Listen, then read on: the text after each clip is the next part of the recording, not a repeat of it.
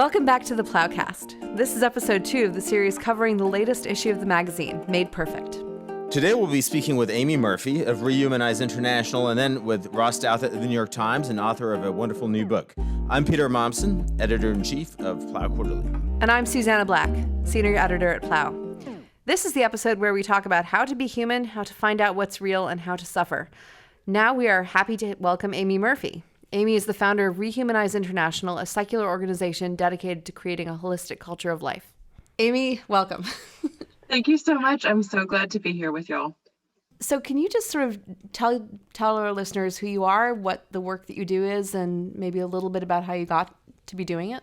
Yeah, so I am the founder of Rehumanize International. I founded the organization as Life Matters Journal back in 2011, before I was married, back when I was Aimee Bedoy. And I really started the organization because I had just graduated from my undergrad degree in ethics, history, and public policy at Carnegie Mellon University. And while I was there, I had been the president of the Prolife Club, Life Matters, for 2 years. And I was working part-time at an urgent care healthcare facility. And I was like, oh, I can't be done doing human rights work just because I'm done being a student activist, just because I'm done with my education.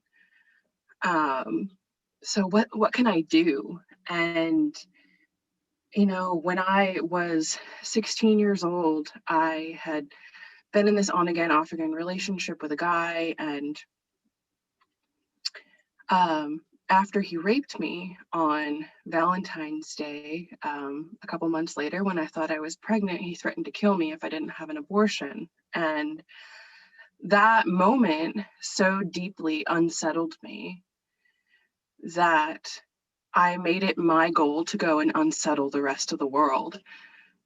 So, you know, here I am, you know, working the front desk at, you know, a little urgent care center and twiddling my thumbs, basically in my free time, going, okay, well, I still care about all of these different issues of human rights, but I have no outlet for that.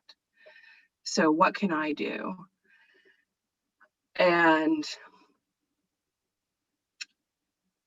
basically, I decided that there was a niche in the consistent life ethic movement that wasn't being filled, that we needed to be educating the next generation on this consistent philosophy of nonviolence, of human dignity. And you know, I asked some friends of mine in, I think like an atheist and agnostic pro-life group, and then a LGBT pro-life group on Facebook. Hey guys, like I want to do something. I'm not sure what it is and what it's going to look like, but I think I want to start like a magazine or a journal or a conference. I don't know. What are your thoughts? And the guy who became the co-founder of the organization, Nicholas Neal, he messaged me, and that day, August 15th, 2011, we decided that we were going to start a magazine. It was going to be called Life Matters Journal, and we got started on the very first issue that day. We published our first issue, I think only a month later in September.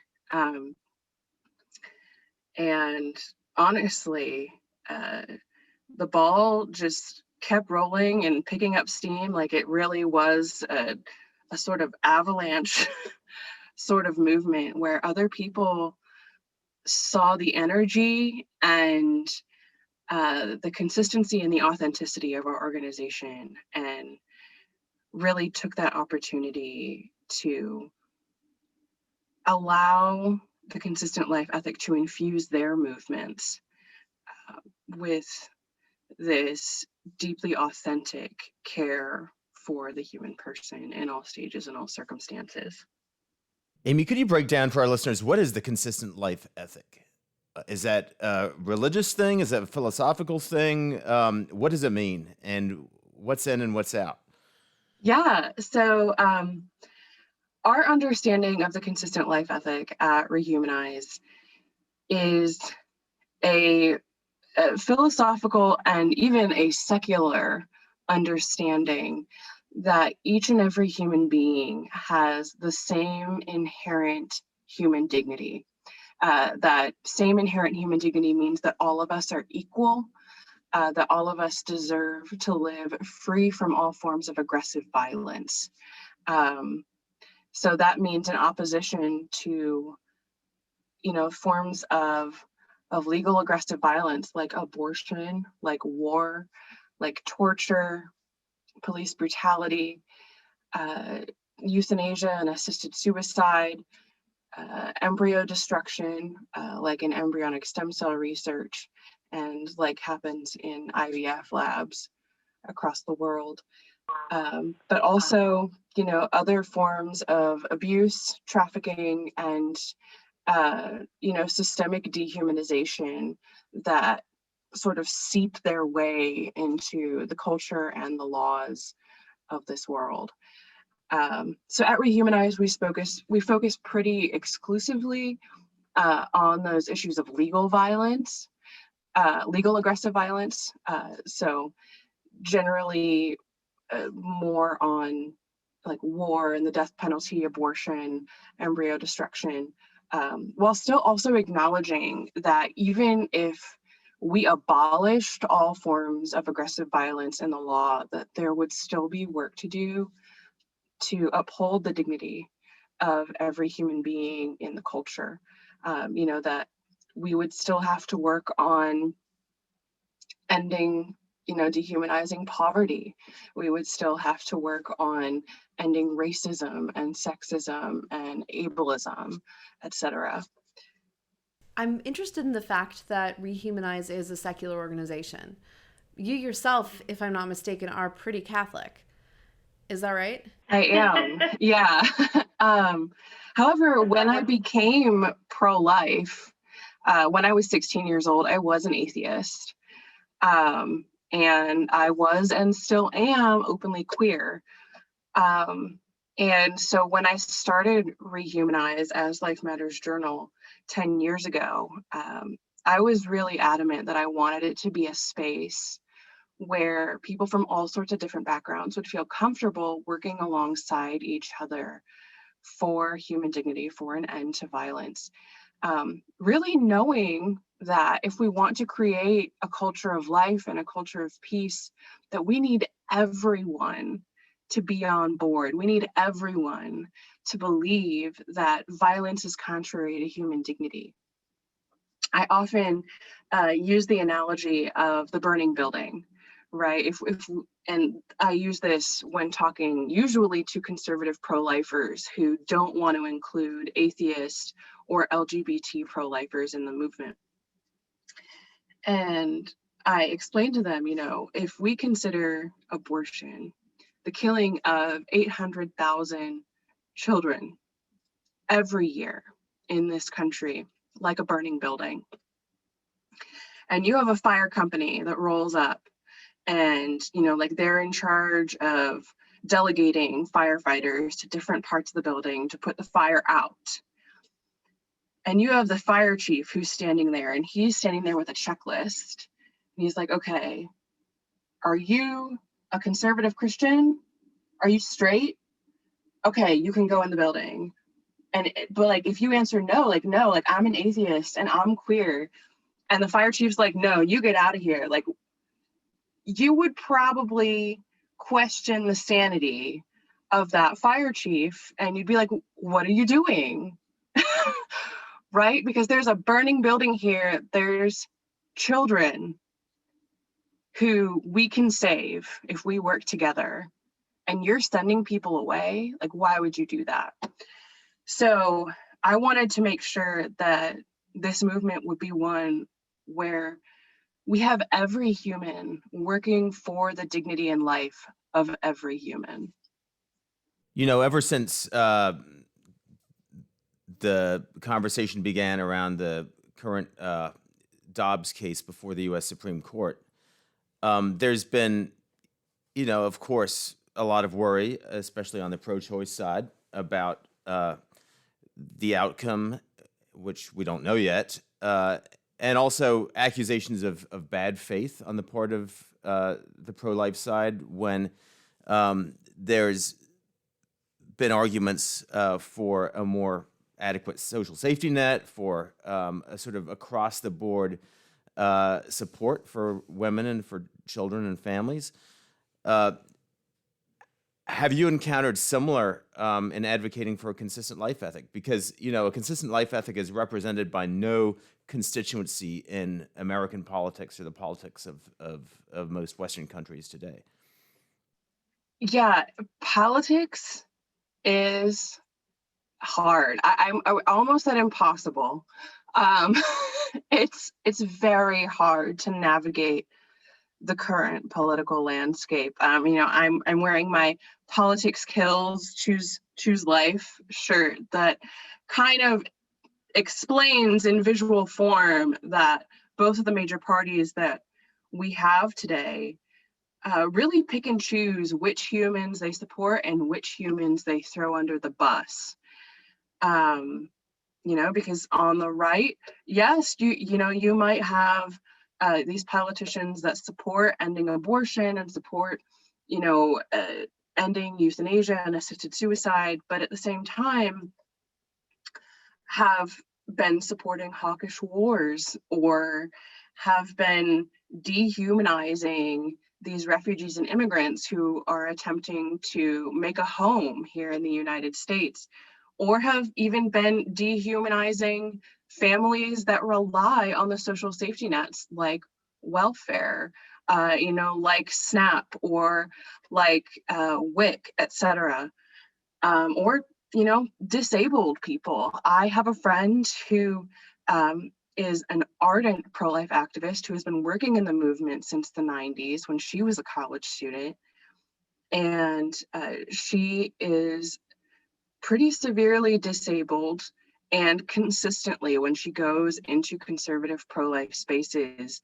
is harangued for being on disability and quote unquote relying on the government to support her when the systems that exist right now are actually quite harmful and impossible to extricate oneself from if you are disabled. If you make too much money, your benefits and your health care get taken away from you. But if you don't make any money, you won't be able to afford even your Section 8 housing. Like, there's a very tight spot that a lot of disabled people are thrust into. And yet on the other side of the political aisle, we have generally left-wing liberal Democrats who, might support these social welfare programs, might support disability, might support the rights of immigrants and refugees, though the Biden administration has extended Trump's stay in Mexico policy and made it even more harsh. So that's questionable. But at the same time, they support the violence of abortion. They support this dehumanizing and ableist system of assisted suicide. So we're really in this tricky place where we want to be supporting the human dignity of all in all stages and all circumstances, but the political options that we have are wholly insufficient. They're honestly, I don't know if I want to say malicious, but like they're just completely missing the mark. By being inconsistent and not supporting this human dignity across the board. I don't know if they answered your question. Well, I mean, I think it did, but obviously, you're in this and you're seeing things that encourage you. You're seeing the dial move some places. Could you talk a little bit about that? Where is the forward movement from your point of view? So from the interest and the movement that we've seen from a lot of young people, I think the data shows us, from Pew and Gallup polling, that millennials and even Zoomers tend to be less religiously inclined, and more LGBT friendly, but also less politically affiliated, like less partisan affiliated. And I think what this points to is a desire for authenticity, a desire for consistency. When we look at religious disaffiliation, I think what a lot of that points to is these young people who are sick and tired of being told one thing by religious authorities and being shown a completely different thing by the structures that exist. And so they're sick of that hypocrisy, that inconsistency, that inauthenticity. And the same thing goes for politicians, who make promises out one side of their mouth and then do something completely different, or respect humans in some cases, but not in others. There's this frustration with hypocrisy and inconsistency and inauthenticity. At the same time, when we see a greater support for the LGBT community, for communities of color, I think what that is pointing to is a desire for the respect, value, and protection of human dignity. And so I think if we continue running in that direction with our whole selves, authentically and consistently upholding human dignity, I think that, there's nothing that can hold us back, that what these young people want is exactly what we are offering, by upholding human dignity consistently in all stages and all circumstances. And this is something that I've seen on the ground. When I've had conversations on college campuses, even at high schools, on the street with people, like while I'm holding a sign or handing out educational material, a lot of people will say, wow, I've never heard of this philosophy before. I've never heard of the consistent life ethic. This is so interesting to me. I didn't know this was a thing. I have felt so alienated from partisan politics or my religion or whatever. I guess I didn't recognize that this was a possibility. And that is always encouraging to me, to see people discovering the consistent life ethic for themselves and recognizing that you don't have to pick and choose which humans you throw under the bus. You can authentically stand for human dignity for all. That's obviously, you are phrasing it in a secular, in a secular milieu and using secular arguments, but it's obviously very flavored by and inspired by the Catholic idea of the seamless garment of life. And I wonder, I don't actually know this part of your story. How did you get from secular pro-lifer to Catholic? What happened? Gosh, I went to college. At the time, I was dating someone who was evangelical-ish. And so I was learning more about Christianity from, like a Baptist, quote unquote, non-denominational perspective. And I wasn't sure whether or not I was convinced about it.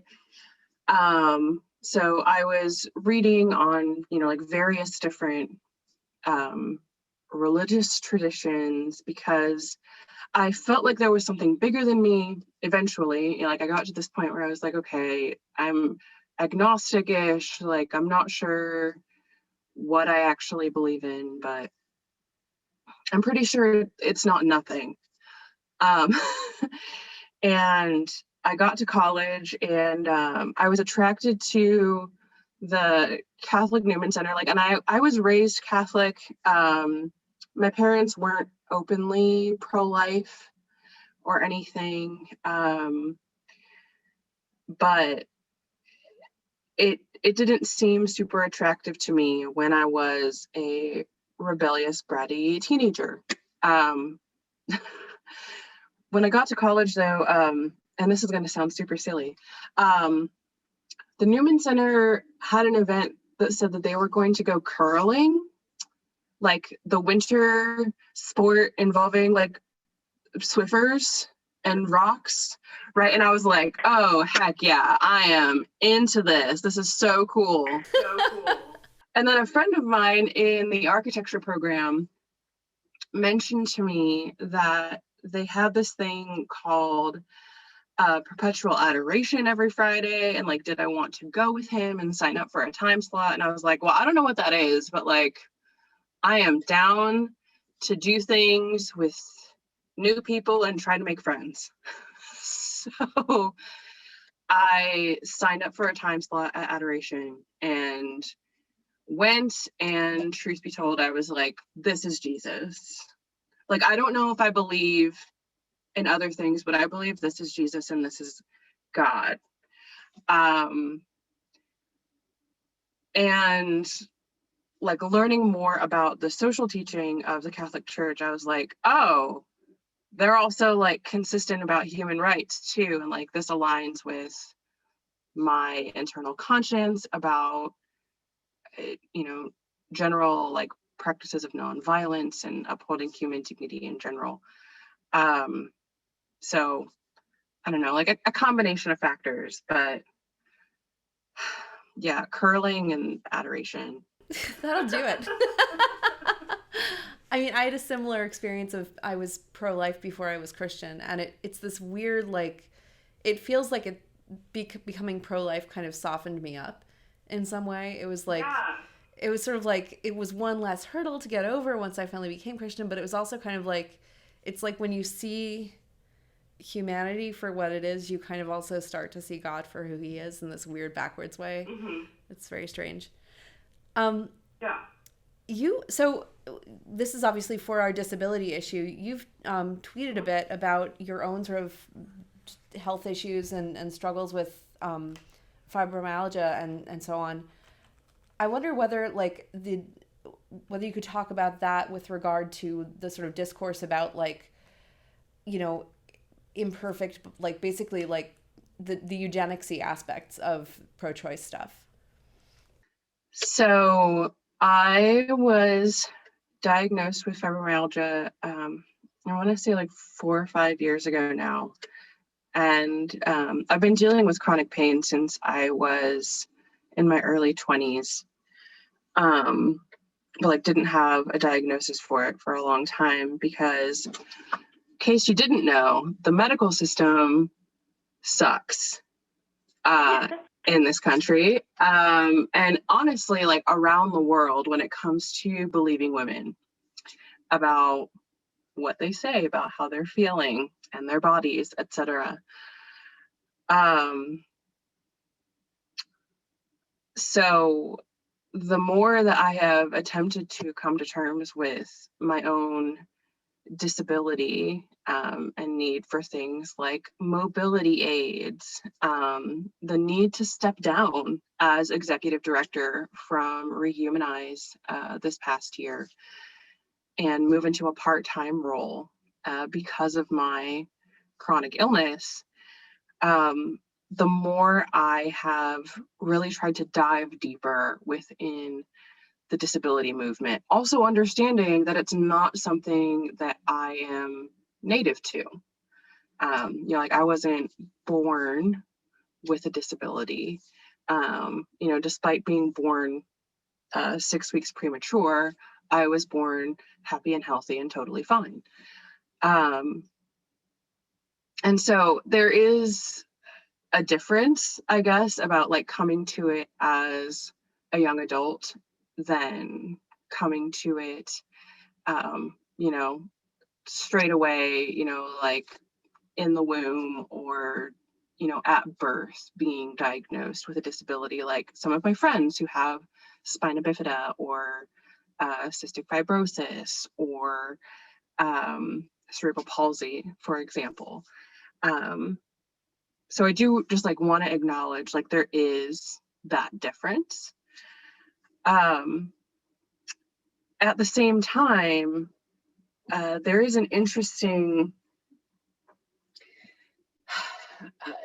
opportunity, I guess I would say, as both someone who exists in disability rights spaces and in pro-life spaces to be countering this very harmful and eugenic idea that we're only valuable based on what we're able to do or you know, what actions we're able to perform in order to serve some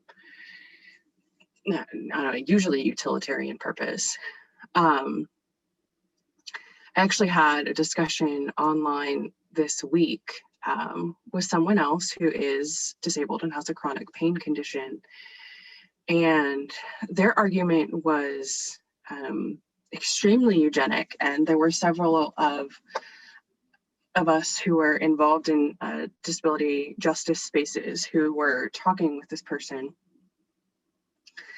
and trying to tell them, you know, like our lives matter, even if we exist in a state of chronic pain, that our lives have dignity and worth, even if nobody knew us, even if we didn't have a social history. But it was fascinating in one of those ways where like you're watching like the most terrible car crash and you're like, oh my gosh, I hope everyone's okay. But like, how in the world did that happen? It was fascinating in the most horrific way that this disabled person was basically saying, I hate my life because of my chronic pain and therefore I want to die. And therefore I should not have been born. In fact, my parents deciding to not have an abortion and not kill me in the womb is an act of harm and an act of trauma against me. In fact, they even use the word an act of violence. And of course, there were several of us who were explaining, you know, like, yes, like your chronic pain is terrible, and we should be doing more within the medical sphere to offer palliative care and to offer, you know, nonviolent solutions to the pain that you are experiencing. But ultimately, to allow a person with a disability to exist is not an act of violence. It is the promotion of our inherent human dignity. And, you know, that there's no level of ability, no threshold that we have to cross in order to retain our dignity as human beings, because it is a quality that's inherent to us. It's part of just our existence, our being, our essence, is that we are a living member of the species Homo sapiens. And so, you know, we therefore deserve to live free from violence. And abortion functions through intentional starvation or dismemberment or poisoning of that prenatal human. And that is an act of violence. Allowing someone to live and to make their own path is not an act of violence. And this is something that comes up very often in discussions of filicide and then euthanasia and assisted suicide as well. And it's interesting how when it comes to those issues, disability justice organizations are more likely to speak out and say, like, filicide is wrong. A caregiver killing a disabled dependent because they pose a quote unquote burden is dehumanizing. It's harmful. It's violence. But when it comes to violence in the womb, a lot of these disability justice organizations tend to be more left aligned, and so are more comfortable with the violence of abortion, even if they are somewhat squeamish about the idea of disability selective abortion. But these eugenic practices really harken back to these dehumanizing experiments that were waged on disabled individuals under the Nazi regime in Germany, but also even further back in the United States. There have been, and even continue to be, eugenic sterilizations and sometimes even experimentation and killing of disabled individuals because of the quote unquote burden that they presented to their parents, their families, communities, and caregivers. And that really represents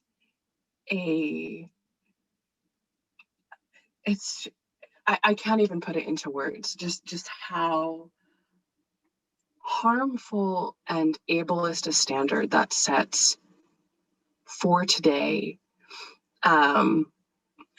when the ADA still isn't even properly practiced, when we're faced with an opioid epidemic that ends up treating disabled patients who have severe chronic pain as addicts, when by and large they are not.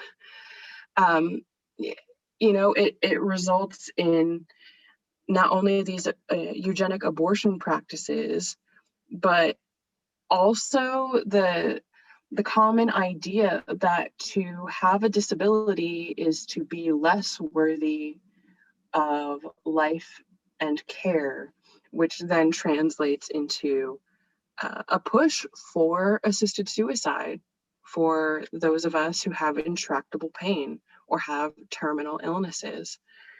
The thing I always like to say is the human existence is terminal. All of us are going to die at some point. The question is how and under what circumstances, and violence just doesn't stack up against our human dignity. I do think that there is an underlying positive idea, a good intention underneath a lot of this idea of quote unquote death with dignity, that people don't want others to exist in pain, right? And this is what the person on Twitter that I was arguing with was getting at, is that an existence that is just steeped in pain and suffering can also be harmful. That and this I can speak from my own personal experience, that intractable chronic pain that lasts for days grates on you. And there are some days when I just think to myself, I wish that I could stop existing. I wish that I could step outside of time and space and just rest and not have to be in pain. And so I do think there is a need to address that issue of pain, but that the answer that responds to human dignity in a holistic way is not that of violence. It's not killing. It's not harm. It is palliative care. It is accompaniment. It is compassion, but it's not violence. That is a profoundly, I think, hopeful and hospitable message. And I thank you so much for your time. And I'm just really grateful for the work that you do, and to you for taking the time to talk about this and for being willing to share your own experience as well. I just to let you know, obviously all the time I run into people saying, the pro-life movement only seems to care about people, care about babies before they're born, or the pro-life movement is hypocritical. And partly because I've kind of been involved in more the areas of the pro-life movement that I feel like you represent, that's just not been my experience. And I don't know. Thank you for the work that you've been doing, and thank you for what you've helped to build in the last 10 years. Thank you for saying that. I'm always grateful to hear that the work that we're doing is actually making an impact. And I personally am hopeful that the future of the pro-life movement is going to upend the conservative, white, cisgender, straight Christian trope, and that unfeeling, distanced, bootstraps ideology, and understand that if we want to build a culture of life, that mutual aid and solidarity and community are going to be the cornerstones of that culture. I don't know. I'm hopeful for the road that lies ahead of us. I think if we can build that community, then we can be entrenched in hope instead of despair, and instead of this alienation and dehumanization and violence. Thank you again, and I'll catch you on Twitter. Well, we're delighted to welcome back to the PloughCast Ross Douthat, the New York Times columnist, author of many books, including most recently The Deep Places, a memoir of illness and discovery, which we're going to be talking about today. And of course, he contributed a beautiful essay to our latest issue on disability and ability that is adapted from that book, called Hide and Seek with Providence: Suffering from Intractable Lyme Disease. I look for meaning and fear to find it. So I'm not sure if that's a editor's applied tagline, is a good kind of summary of the book, but you'd certainly write in your book about suffering from intractable long-term Lyme disease, and that whole journey. Most of the time, you write as a pundit, looking at things from the outside, and in this book, you tell a story that happened kind of literally on the inside. How did it kind of feel working your way into a book like this, Ross? It was a beautiful book, and some of the best writing that I've seen for a long time. Well, that's incredibly kind, and thank you so much, obviously, for having me back. I mean, I would. It's sort of an odd thing to say about a book where the story is, sort of, I think, harrowing is a fair word for some of the material in the book. But as a writing experience, I really enjoyed it, and some of that was probably just a certain kind of catharsis. It's a very strange thing to have this kind of public-facing identity as a writer for years and years, and also have this sort of thing that's an all-consuming part of your life, which is to say not just the experience of illness itself, but all of the sort of controversies and arguments and, sort of material stuff around it, and not ever write about it. And I always intended to write about it at some point, but I tried to sort of keep it out of my writing for the most part for a long period of time. So probably there was some relief to finally do it, to finally write about it. But also, most, as you said, most of my work is punditry. I'm not going to say that punditry is the lowest form of writing, but I don't think it's the highest form. And at the very least, it was just nice to do a kind of writing where you could put in, a paragraph of description of the New England countryside and, not feel like you were wasting the reader's time. So to the extent that the book has sort of literary pretensions, pursuing those pretensions was a enjoyable part of writing it, I would say. And there's a very nice piece of New England countryside at the very end of the little excerpt we ran in Plough on the Maine coast, which I can recommend. But could you give just the quick version of the story in the book for listeners who should hasten out and get themselves a copy if they haven't already?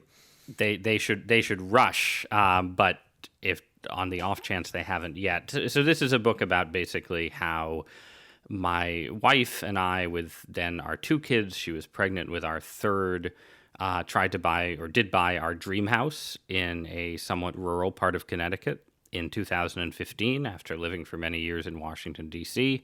And we had this whole plan to sort of live there in the countryside and raise chickens and have stone walls and be outdoors all the time and escape from the pressure and corruption of the big city, all of these kind of bucolic fantasies.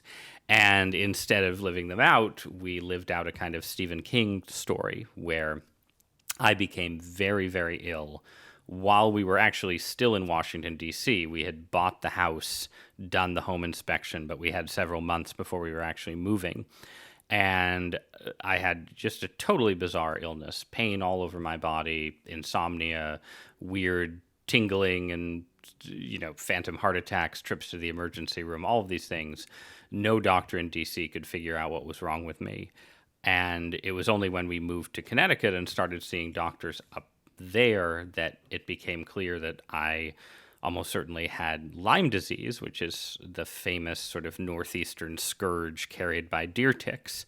And so at that point, the story, it sort of starts as a medical mystery, but then it enters into the realm of medical controversy because there's a huge, furious, multi-decade argument about how to treat long-term Lyme disease, what to do for people who get sick and don't get better after a short course of antibiotics. And I didn't get better after a short course of antibiotics, so I sort of had to enter into that controversy, try to figure it out intellectually, but then sort of more practically figure out how to survive and over the long run get better while sort of living, both physically in the country and sort of, off the map of modern medicine or sort of official medicine, you might say.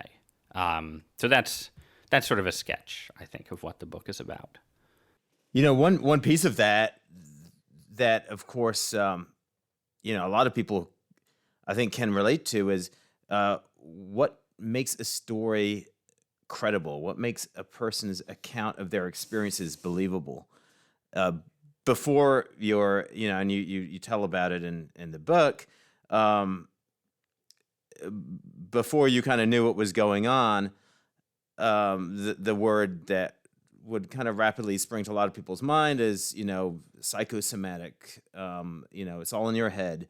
This is what many people are told. I mean, one of my siblings, had a condition like this for years, and the advice from everyone was, we can't see anything. There's nothing there.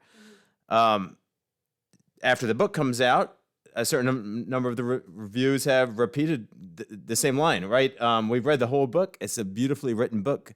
Harrowing, obviously, the man suffered. We're still not quite sure, if there was really a thing there. How does that make you think about what makes a story believable? What makes somebody else's story believable?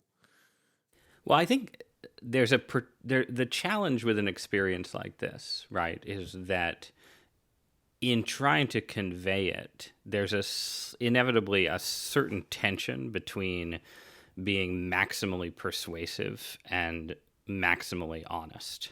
So, the book, like there is a version of this narrative that would spend, probably more time than I do in the book on the scientific controversy around Lyme disease, the sort of competing medical schools of thought, and the research and papers and analysis that you can sort of sit and read, as I have sat and read, if you're trying to figure out whether it is likely that Lyme disease persists. And persists and can be treated by antibiotics or anything else, right? And, you know, that part of the story, I think, sort of taken on its own, while it's not going to persuade everyone, I think it is fundamentally persuasive. I think the basic idea that, you know, the Lyme bacteria persists in people's bodies, a lot of blood tests miss it. People with Lyme disease also get other infections from deer ticks that make it harder to treat. And lots of people do get better if you do these really complicated long-term antibiotic protocols. All of that is just true.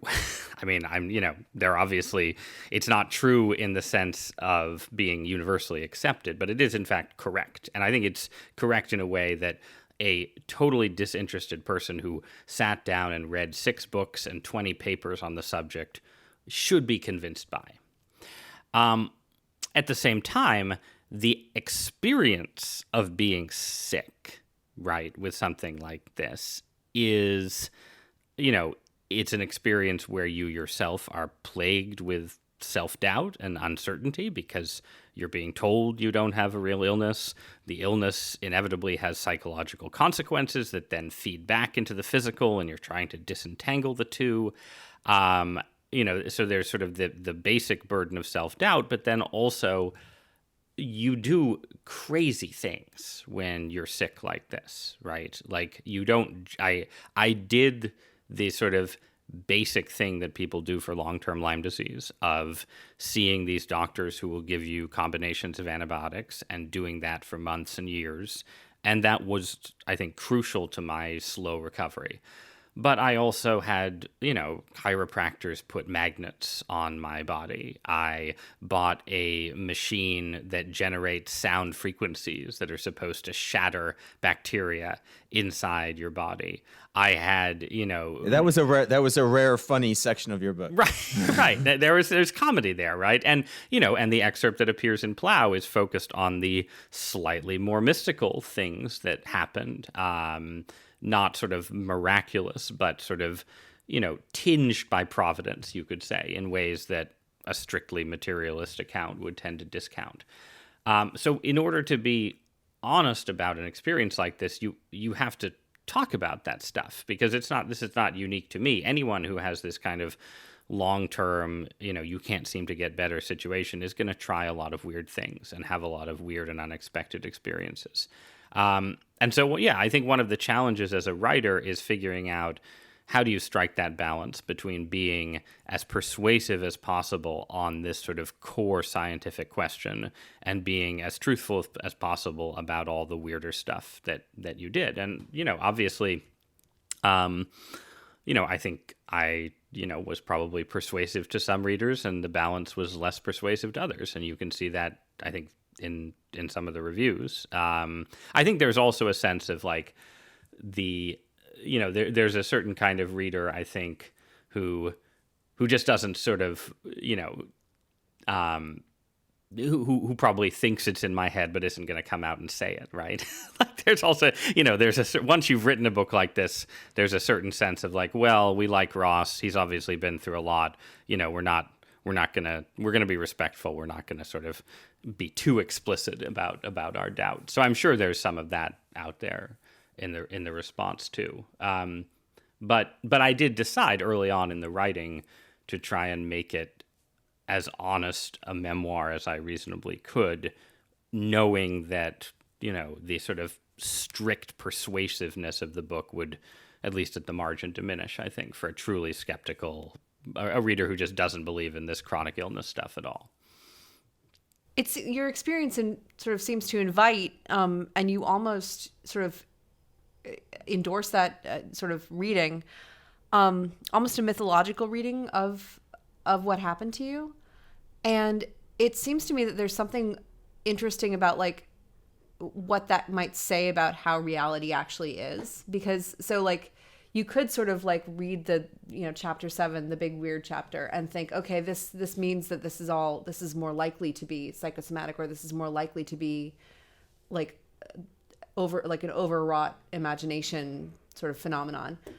But the other way to read that is like the world actually is kind of a mythological place. Like we are living in a world where, deer ticks and the resurrection of Jesus and living out a Nathaniel Hawthorne style story, all like the actual material reality of a deer tick might also intersect with living out a kind of intergenerational archetypal saga.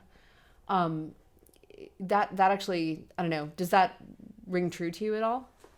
Yes, I mean, that's what I think, right? And so that's, that's sort of apparent in the book. And it's something that I thought intellectually going into this experience, since I was already a religious person who had a somewhat mythological view of the construction of reality, right? So again, the skeptical reader can look at that and say, well, of course, Ross Douthat, Roman Catholic, is, not just sort of looking for signs, for sort of hints of providence in his day-to-day experience, but also, sort of interpreting his own story so that it fits in with these kind of patterns of hubris and punishment and so on and so forth, right? And that's all perfectly fair. At the same time, like when you're inside that kind of story, and that is actually what seems to be happening, it's sort of hard to escape, right? Like we really did buy this house as this sort of both a kind of culmination of sort of secular ambitions, where, I had gotten this dream job as a New York Times columnist, and my wife had, sort of her family had fallen on hard times living in this town in Connecticut. But now, we had money and we were going to return in triumph and buy a big house there. So we really did have this sort of somewhat hubristic, we are masters of our own fate vision that really did run aground on this illness that is like this sort of Stephen King style secret hiding behind the bushes in one of the most prosperous parts of the country. Like all of that really happened. And then, these sort of weird things where, I found the bump on my neck that I'm pretty sure was the remains of the tick bite literally in the same 5-minute window when my wife came into our bedroom carrying the positive pregnancy test for the birth of our third child, right? Like, those kind of synchronicities were real. They just happened. And, they're open to various interpretations, and they can certainly be interpreted through a disenchanted lens. But the substance, the sort of archetypal, family patterns repeating themselves, all of these kind of things are just part of the story. They're just part of what actually happened to us. Before we get a little more into that, I'd just be interested, this sort of question raises itself on the hard science side, right? The not the experiential side, but just the experience of being kind of forced to become your own investigator into the realities of Lyme disease, and especially the varieties of it that aren't seen by medical establishment science. How did that kind of research project that you were forced into, how does that inform, or how has that changed how you think about the big medical establishment story of right now, which is obviously the pandemic, and trying to think through what is the reality of the pandemic, truly, right? How did that journey kind of change not just your trust, right, but also just the way you think about science and how it works? Yeah, I mean, the first thing it does is give you a really clear sense of the difference between science as an investigative method and science as a sort of official bureaucratic system. Because, again, while there is sort of lots of weird stuff in the world of Lyme disease treatment, and I did a lot of weird and fringy things. The core theory of chronic Lyme disease is deeply scientific. The people who are invested in it are doctors and researchers. They have, experiments, sometimes incredibly fascinatingly designed experiments and research programs behind them. And the claim that they are making is not, it's not a sort of weird supernatural claim. It's a really basic and simple claim that, if someone has a disease and you treat it and the symptoms persist, you should continue treating it, right? Like this is not a sort of outlandish or outre claim. So encountering that and sort of seeing this sort of outsider faction as a group that was doing real science and seemingly getting real answers, and yet was unable to sort of translate their work into the realm of sort of official Centers for Disease Control, medical best practices consensus, I think, it tells you something really important about how sort of scientific systems, the systems that we put up, for good reasons in certain ways to sort of safeguard and, protect patients from quacks and wild theories and risky procedures, that kind of system can also sort of throttle or prevent real research, real science from happening. So that's sort of the most basic insight that I took away from this experience, right? That real science and official science are not the same thing.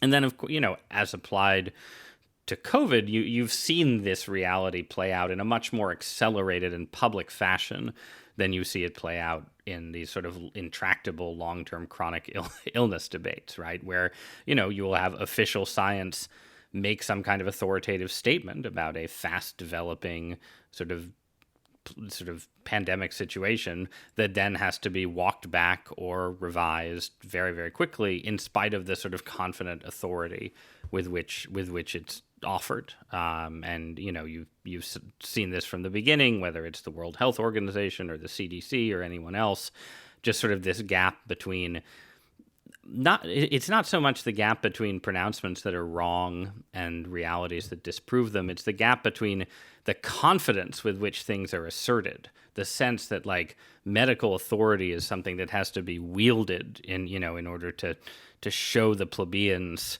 that the scientists know what they're doing, and the fact that, again, in a fast developing situation, the scientists are just not going to know what they're doing until more data and more research comes in.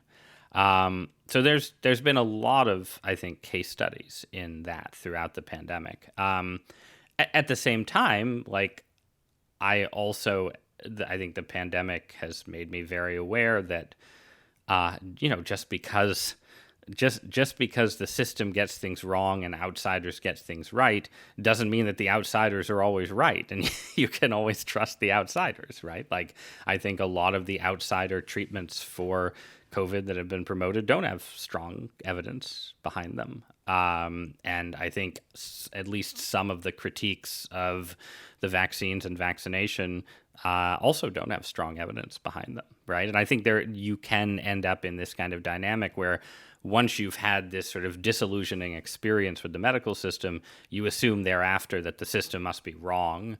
And if someone's outside the system, they must be more trustworthy. And in fact, there has to be some kind of balance that you can strike where you say, look, official science can err, and you need to be constantly aware that it can err. But it is going to get some important things right, and you need to be ready to accept that it's getting them right and not just sort of default to skepticism in every controversy. Yeah, I mean that this question of believability. I have in-laws in the Dakotas who are horrified that our family is vaccinated. Right? They can't believe that we would buy into the propaganda. Yep. You are very easily propagandized. I know. I'm an easy one. Yeah. One of the sort of really vivid things that you talk about actually right at the beginning of the book is the experience of like getting up in the morning, in pain immediately and getting immediately onto Twitter And one of the, which is a really cursed kind of a situation. But one of the things that, you do sort of repeat in the book is the sense of like the distance between your actual embodied experience and the way that like we all project ourselves as fully healthy, fully rational, basically disembodied, members of the chattering classes. Can you talk a little bit about like there seems to be like something a little bit healthy about realizing that you're not disembodied? Yeah, I mean, I would say my experience with the internet during this illness was extremely complex, because there was a layer of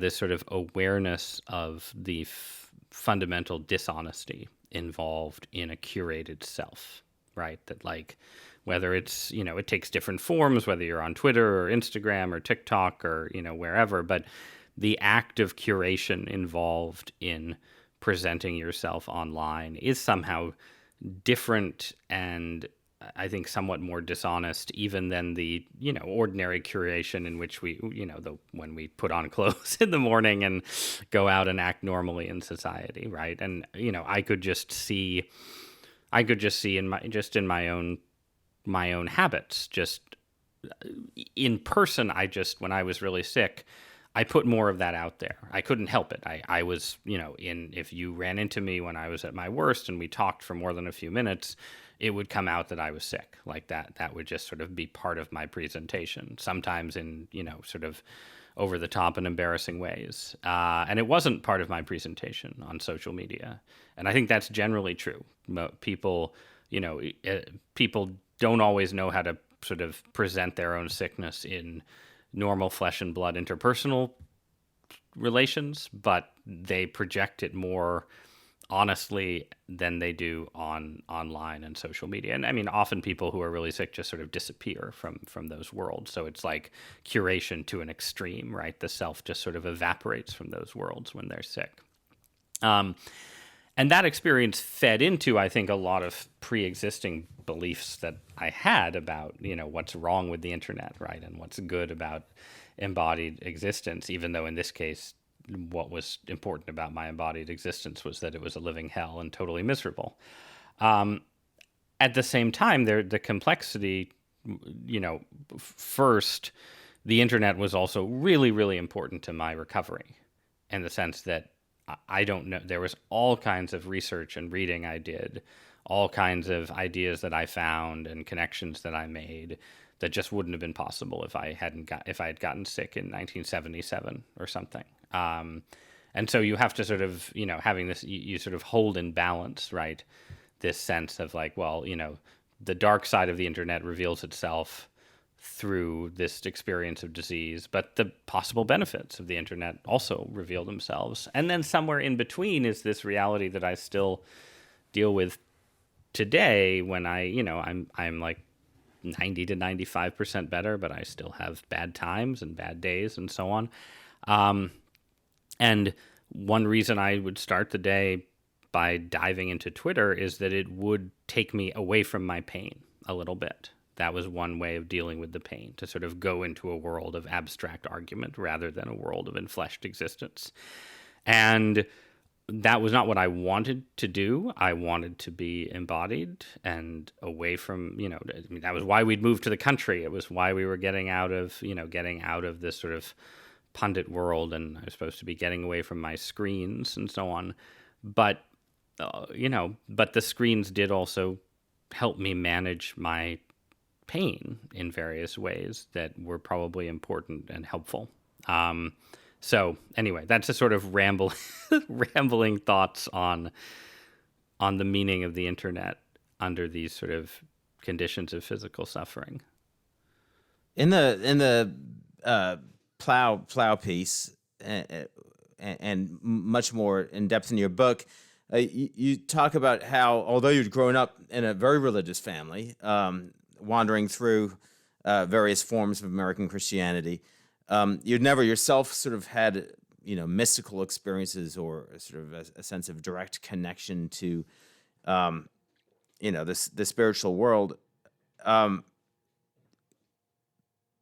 What about this sickness was actually helpful? You write about the sense that it was important to see a purpose in it. How would you describe the purpose in the suffering that you describe in this book?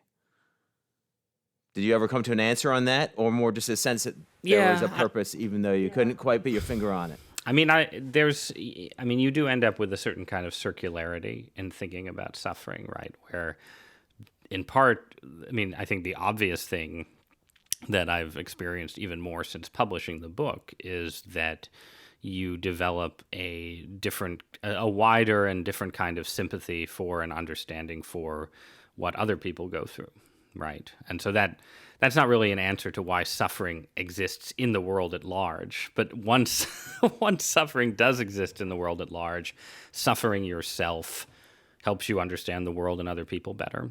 And I think ideally helps you help other people. I think I wrote this book for many reasons, but one reason was that I thought there was value in telling a story like this for the many, many other people who go through these kinds of things. And it's the kind of book I wish that, I had to read, as terrifying as it would have been maybe when I was sick or at my sickest and sort of, didn't have any sense of how I would actually get better. But so that purpose, I think, as, sort of translating this kind of experience into something that helps you understand other people and helps other people in some way does seem like one sort of obvious thing that this kind of suffering can be for. And then,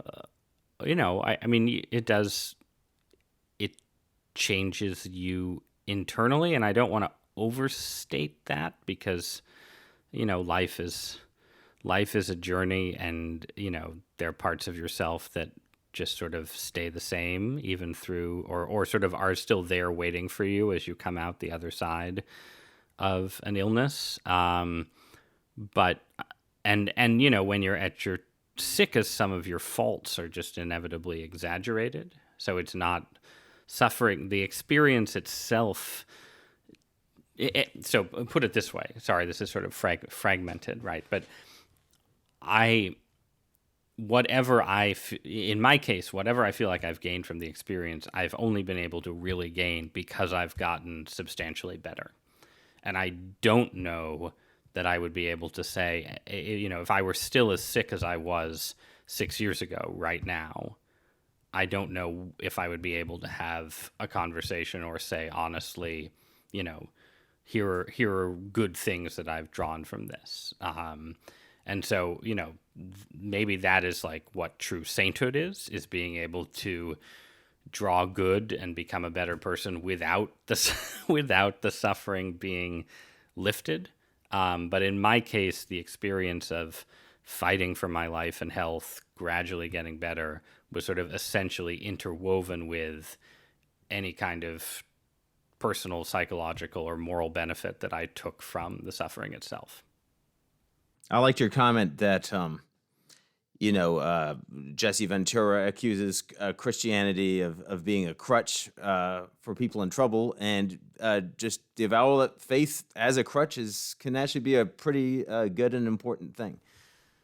Yes, crutches aren't all bad. No, look, you people who are dismissive about crutches are people who've never broken a leg, right?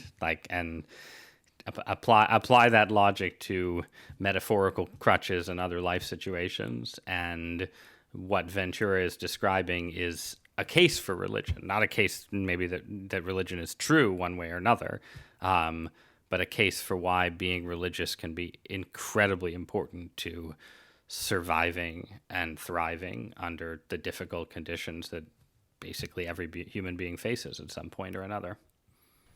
This is sort of in the more, just because I kind of want to hear what you say to this, based on everything you've experienced over the course of, what you wrote about, what is the most exotic or strange thing that you think might be true about reality that you didn't think was true before?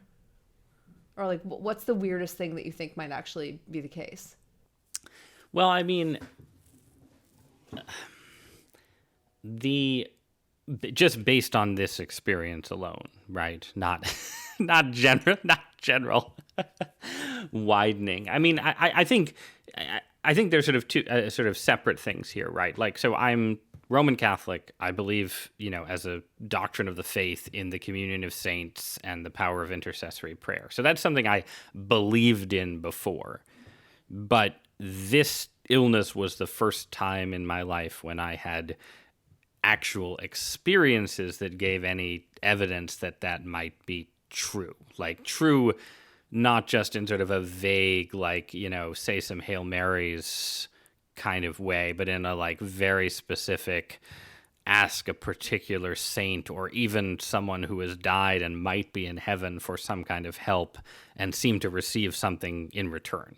So that's not a shift in my intellectual view of the world per se, but it's a shift to go from a sort of highly intellectualized conception of how that, that relationship between heaven and earth might work, and actually like asking your departed great grandfather to intercede for you, right? So that's one kind of shift.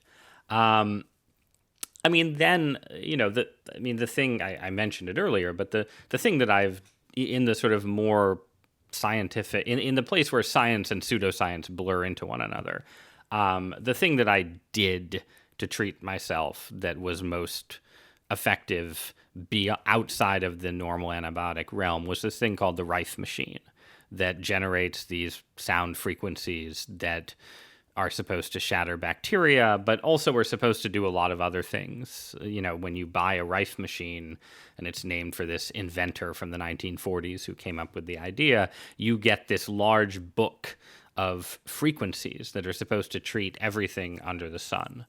And I can't tell you that the Rife machine treats everything under the sun, but I do think that it has real physical effects on a wide range of things, and in ways that, I don't think there are sort of these quasi-scientific explanations. I don't think they're sort of fully theorized, and I'm not going to claim that they are, but just based off personal experience, I'm really sure that there's something really interesting there that is currently outside of, sort of the official theories of how the world works. And again, not completely outside. You can find papers on, the effects of sound frequencies on bacteria in goat meat and the effects of electromagnetism on this and that. It's not, it's not.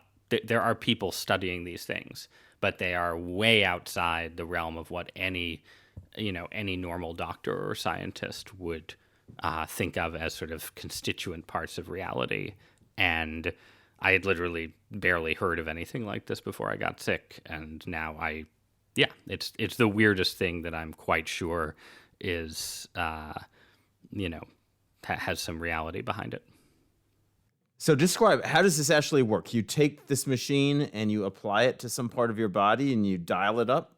So there's a bunch of versions of it. There are versions that I was literally talking to someone just the other day who had a version that you sleep with, and it's touching your body while you sleep and sort of running and generating these frequencies, audio frequencies, radio frequencies. There's a version I saw the other day that I don't know if it wasn't available or I hadn't heard of it when I was doing this, but it's like a wristband that you just wear and sort of run these things throughout the day. The version that I have is more sort of 80s science fiction. Like, it's a box, smaller than slightly bulkier, but the size of a really small laptop. and you have two sort of metal tubes that you hold in your hands, and and then you run the box while holding the tubes, and you turn on any one of thousands and thousands of frequencies. The listeners can't see this, but you can. This is one of the tubes. I'm doing this in the attic, so I can show you. It's actually broken off. But yeah, so you stand. In my case, you stand by this box, holding these tubes, one in each hand, and you run the frequencies. And I think most people who use it get sort of reactions somewhat delayed after using it. I would get very quick and weird reactions that, again, were very, very similar, indeed identical to the reactions that I got from taking antibiotics when I was symptomatic. And again, to return to where this conversation began, in describing this experience, I think, inherently undercutting the credibility of the more strictly scientific or, non-fringe claims that I'm making about Lyme disease. But it's also true. So there you go.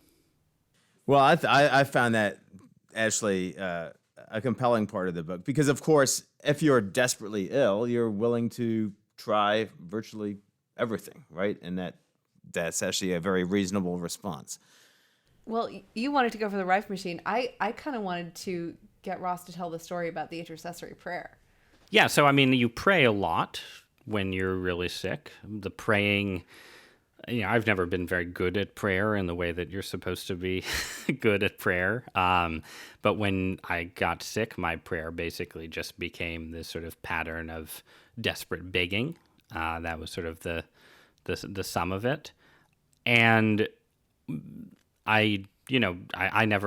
nothing ever happened when I prayed, to the extent that there were things that sort of had a touch of providence about them. They were things like the story that you can read in the latest issue of Plough, which I won't recount here because you should pick up the magazine, but was not a sort of, it was sort of a response to a desperate prayer, I guess you could say. But the thing, it was, several years into the illness, and I had just gone to confession. And how should I describe this? The background of all of this is that when you have a infection like Lyme disease, and this is also true of some other bacterial infections like syphilis, if you treat it and basically kill off a bunch of bacteria in your body, you get this reaction that is called the Jerisch-Herxheimer reaction, which is named for a couple of 19th century German doctors who observed it in their patients, and it is different for different people. Some people get flu-like symptoms, some people get, sort of hives-like reactions. And as with everything about these illnesses, it's not 100% clear why this happens, but it does happen. And this was sort of just a commonplace for me at a certain point. If I took the right antibiotic doses when I was sick, I got these really strong reactions where I needed to sort of rub my body and move my body, sort of jerk my body around. Not involuntary exactly, but it was like you're going to feel, you feel this sense of relief if you're sort of rubbing at your shoulder. That kind of thing. And so that was sort of, part of the treatment. And it was just sort of an understood thing that if I was taking a new course of antibiotics, I would get these reactions. Anyway, with that backdrop, at one point, several years into the illness, I went to confession, which I also, go to less than I should, but I went to confession, and I was doing my penance afterward, and I realized that I hadn't sort of asked for intercession or help particularly recently because I'd been doing somewhat better. And so naturally my prayer life fell away a little bit. And so I asked the Virgin Mary for help. And I very, very quickly got one of these bizarre Herxheimer-style reactions there in the church, and had to sort of crawl over to the stairs leading to the choir loft in order to avoid making a spectacle of myself as I rubbed at all the joints and muscle groups where I have had symptoms over the years. And this was sort of the most extreme example, but thereafter, for a certain period of time, this would happen there were various saints, my namesakes, and, some family connections, some various people in the community, you might say, who I could ask for help, and I would seem to get some kind of physical reaction. And sometimes it would be very mild, and it would be something where you could say, oh, you're very clearly just sort of imagining it because you expect it, and then you focus on that part of your body. And sometimes it would be strong enough that didn't seem like an adequate explanation. And this was not, I say this in the book, but this was not a mystical experience as I understand mystical experiences. It didn't sort of, it wasn't this sort of feeling of oneness with the universe or, the veil of reality being torn. It was incredibly physicalized and was just like these physical experiences that I got from taking strong antibiotics. And it didn't cure me. It felt more like sort of, a helpful hand along the path to the extent that it felt like anything. And again, it's if you are inclined to see chronic illness as psychosomatic, then having this kind of account in the story is validation for that view. But if you're a Christian, or particularly a Catholic Christian with all our saints and angels, it's a different kind of validation. Well, they're not only your saints and angels, Ross. No, I'm not. There's no chauvinism here. I'm just trying to be, deferential to differing theologies of intercessory prayer. Well, thank you, Ross, and thank you for joining us today. And in terms of what your book has accomplished, I know of several people whom it's encouraged greatly, because I think the biggest enemy for many people in this situation is to feel that not only am I suffering, but I'm also crazy. And so it's a really good book. Listeners, please check it out. And that's really, really good to hear. And that, I think,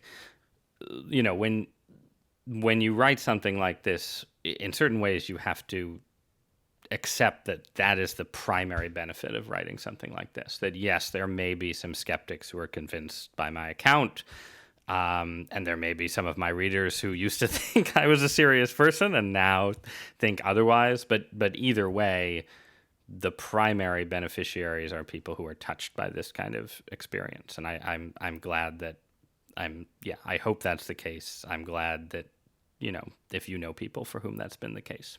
I was also thinking in terms of the overall theme of disability and ability, which we deal with in this issue, and have several other articles dealing with it. Two of them jump out. One of them actually is a story by Victoria Reynolds Former, who we had on a previous episode of this podcast, Mary's Song, where she speaks of her own experience of asking for the Virgin Mary's help.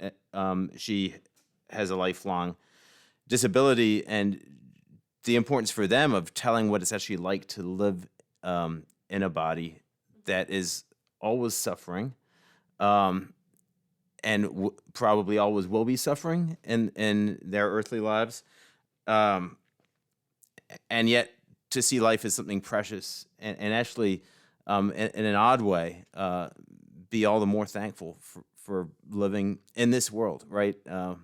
So there was a great kind of overlap here between your piece and those. Yeah. Well, last time on a completely different topic. Last time we talked on this podcast, Ross, we spoke about UFOs and the good people, whether they're possibly the same, and you kind of left us all nervous that merely by discussing them, we would all be punished in some horrible way. Was there any kind of retribution extracted on you after that conversation, or not that I noticed? No, but let's not tempt fate twice. It could still be coming. Thanks so much for joining us, Ross, and We'll see you later. Absolutely. Thanks so much for having me. Thanks for listening. Be sure to subscribe on iTunes or your app of choice, and rate us as well. Tune in next week for a conversation with Notre Dame professor Carter Snead about his book, What It Means to Be Human, and with J.D. Flynn, co-founder and editor-in-chief of the Catholic news site The Pillar, and the father of 2 children with Down syndrome.